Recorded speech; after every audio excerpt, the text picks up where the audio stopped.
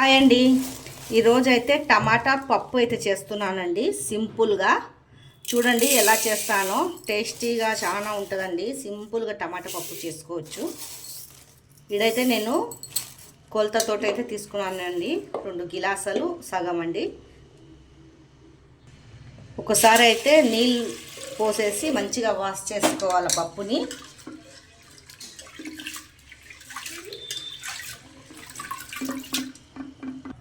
నీళ్ళు పోసుకోవాలండి. ఎక్కువ పోసుకోవద్దు, అది ఉడికే వరకు. ఎందుకంటే కుక్కర్లో కంచి బయటికి వచ్చేస్తుంది నీళ్ళంతా. చూడండి 3 టమాటాలు అయితే తీసుకున్నాను నేను. టమాటాలు అయితే ఈ విధంగా కోసేస్తే సరిపోతుంది. పెద్ద పెద్దగా చిన్న చిన్న ముక్కలు కోసేది అవసరం లేదు. ఇలా 3 టమాటాలు అయితే కోసేసుకుంటున్నానండి.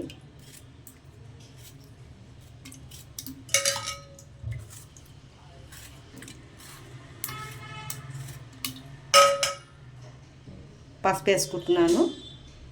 ఇది ఉడకపెట్టుకోవాలండి. కుక్కర్ మూత పెట్టేసి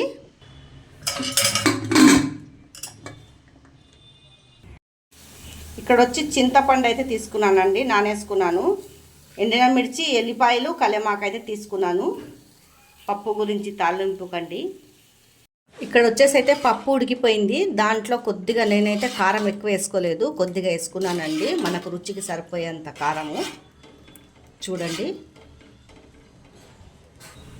మనం పులుపు ఎంత తింటామో అంత వేసుకోవాలండి. చూసి వేసుకోవాలా. ఉప్పు వేసుకోవాలండి. దీంట్లో ఉప్పు పులుపు వేసుకొని ఇది మసలా నీయాలా బాగా. నీళ్ళు ఇంకా అయితే పొయ్యొద్దు ముద్దపప్పుకి. టమాటా పప్పు అయితే చాలా టేస్టీగా ఉంటుంది. నేనైతే ముందే కొంచెం సాల్ట్ వేసాను, ఇంకా కొంచెం అయితే వేసేసుకుంటున్నానండి.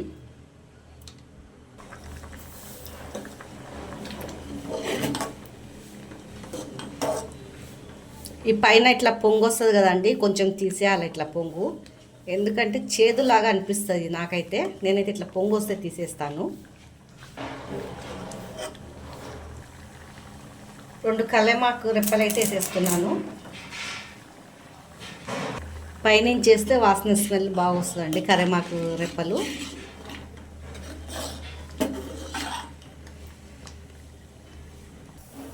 రెండు చెంచాలు అయితే ఆయిల్ అయితే పోసుకుంటున్నానండి తాలింపుకి. ఇది అందరికీ తెలిసిందే. నా విధానం ఎలా చేస్తానో చూపిస్తానండి. ఇక్కడ వచ్చేసేమో కొద్దిగా జీలకర్ర ఆవాలు అయితే వేసుకుంటున్నాను.